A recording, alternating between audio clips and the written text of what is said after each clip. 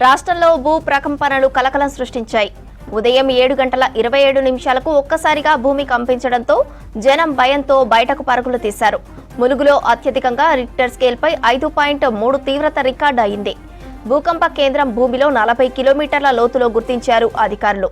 ములుగులోని మేడారం కేంద్రంగా 200 కిలోమీటర్ల పరిధిలో భూ ప్రకంపనలు సంభవించినట్లు తెలిపారు.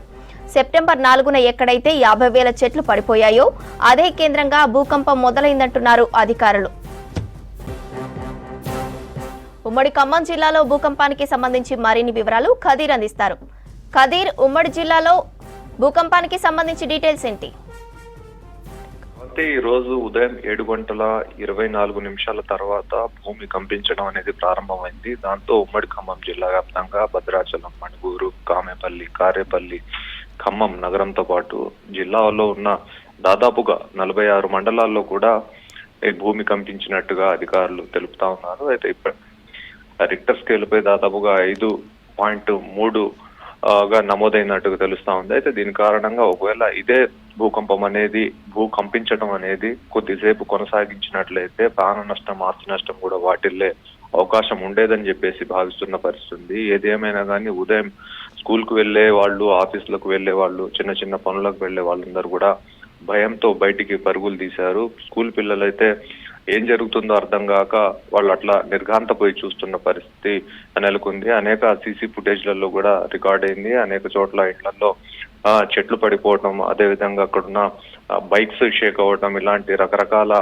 దృశ్యాలన్నీ కూడా సీసీ ఫుటేజ్ లో నమోదవడం జరిగింది. ప్రతి ఒక్కళ్ళు కూడా అసలు ఏం జరుగుతుందో తెలియదు. ఒకవేళ హెవీ లోడ్ గా ఉన్న వైబ్రేటర్స్ ఆన్ చేస్తే, ఒకవేళ రోడ్లు తోవేటప్పుడు, జేసీబీలు లేకపోతే ఎక్కడైనా గ్రానైట్లు పగలు కొట్టేటప్పుడు ఒక్కసారిగా వచ్చే వైబ్రేషన్స్ ఏ విధంగా ఉంటాయో ఆ విధంగా వచ్చింది.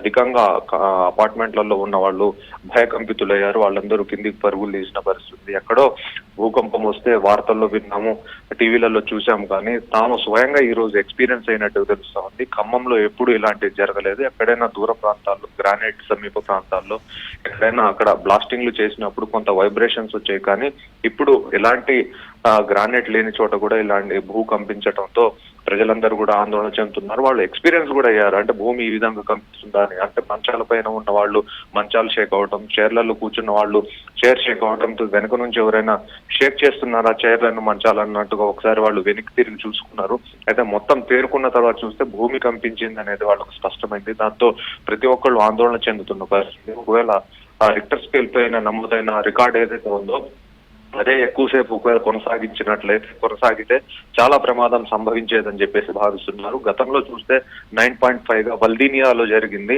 ఇలాంటి దాదాపు ఒక 15 నిమిషాలు అక్కడ వచ్చిన భూకంపం కారణంగా వేలాది మంది అప్పుడు చనిపోవడం జరిగింది. అదే 5.3 అనేది అది ఒకవేళ చిన్న రికార్డు కాదు. ఖచ్చితంగా దీనిపైన అధికారులు కూడా స్పందించాలి. ఎందుకు జరిగింది అనే దాని గురించి ప్రజలకు తెలియజేయాలని చెప్పేసి ఇప్పుడు కోరుతున్న పరిస్థితి. ఏది గ్రామాల నుంచి మొదలుకుంటే నగరం వరకు, మండలాల్లో ప్రతి ఒక్క చోట కూడా ప్రజలందరూ కూడా ఆందోళన చెందుతున్న పరిస్థితి. భూకంపం రావడం తమకు మొదటిసారిగా ఉన్న వాళ్ళందరూ కూడా అరే భూకంపం వస్తే ఇలా ఉంటుందని చెప్పేసి ఈ రోజు వాళ్ళు ఆందోళన చెందుతున్న పరిస్థితి. చిన్న చిన్న ఇళ్ళు ఏదైతే ఉన్నాయో, రేకుల షెడ్లు లాంటి ఇళ్ళు, పూరి గుడిసెలు, ఇవి గోడలన్నీ కూడా కొంత క్రాక్స్ వచ్చిన పరిస్థితి కూడా ఉంది కొన్ని చోట్ల.